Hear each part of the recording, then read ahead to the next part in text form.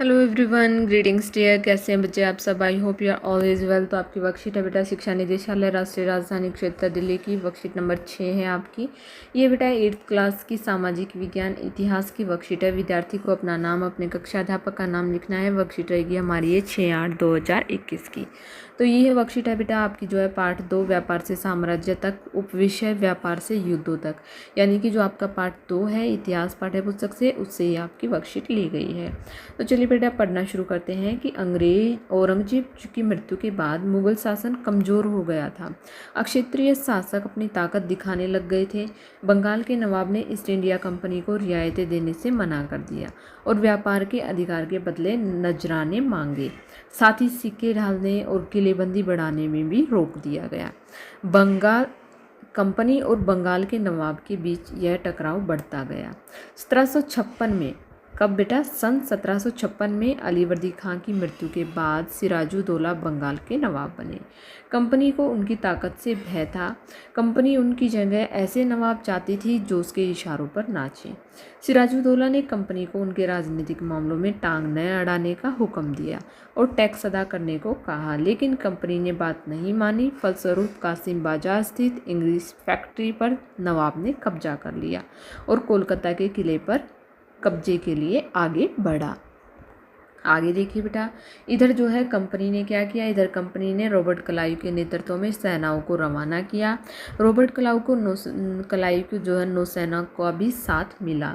इस तरह कंपनी और सिराजुद्दौला के बीच सन 1757 में प्लासी का युद्ध हुआ। ये मोस्ट इंपॉर्टेंट है बेटा कि प्लासी का युद्ध कब हुआ या सन 1757 में किसका युद्ध हुआ। इस स्थान पर इस स्थान का यह नाम यहाँ पर पाए जाने वाले पलास के फूलों के कारण पड़ा। प्लासी के मैदान में रॉबर्ट क्लाइव ने सिराजुद्दौला को हरा दिया। उनकी हार का एक बड़ा कारण था उनके सेनापति मीर जाफर, जो अंग्रेजों से मिल गया था। यानी कि वो कहते हैं ना कि घर का भेदी लंका ढाई, वो उनकी सेना में होकर लेकिन उनका नहीं था, जो कि जो है उनकी सेना की हार का प्रमुख कारण बना सिराजुद्दौला का। सिराजुद्दौला मार दिया गया और मीर जाफर नवाब बन गया। इसके बाद कंपनी ने मीर जाफर को हटाकर मीर कासिम को नवाब बनाया, लेकिन जल्दी ही कंपनी उससे भी असंतुष्ट हो गई। सन 1764 में बक्सर का युद्ध हुआ। अंग्रेजों ने युद्ध के बाद मीर जाफर को नवाब बनाया। उसकी मृत्यु के बाद जो है 1765 में मुगल बादशाह ने कंपनी को ही बंगाल की दीवानी यानी कि भू राजस्व वसूल करने का अधिकार दे दिया।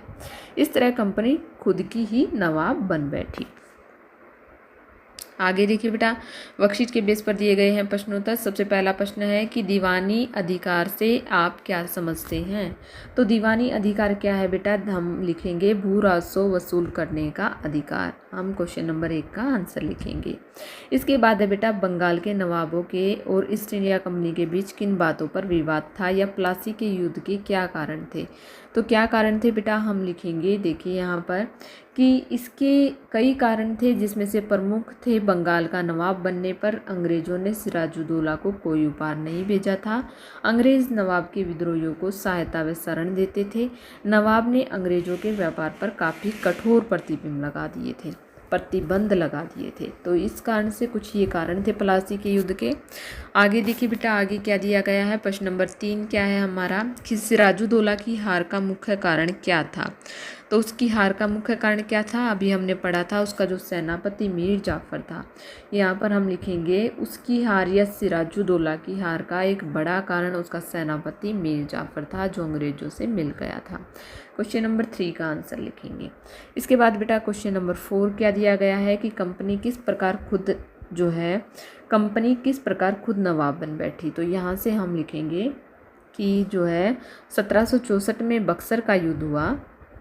क्वेश्चन नंबर 4 का आंसर कि बक्सर का युद्ध हुआ और अंग्रेजों ने युद्ध के बाद पुनः मीर जाफर को नवाब बनाया। उसकी मृत्यु के बाद 1765 में मुगल बादशाह ने कंपनी को ही बंगाल की दीवानी या भू राजस्व वसूल करने का अधिकार दे दी और इस तरह कंपनी खुद ही नवाब बन बैठी। तो बच्चे यहाँ पर होती है आपकी वर्कशीट कंप्लीट।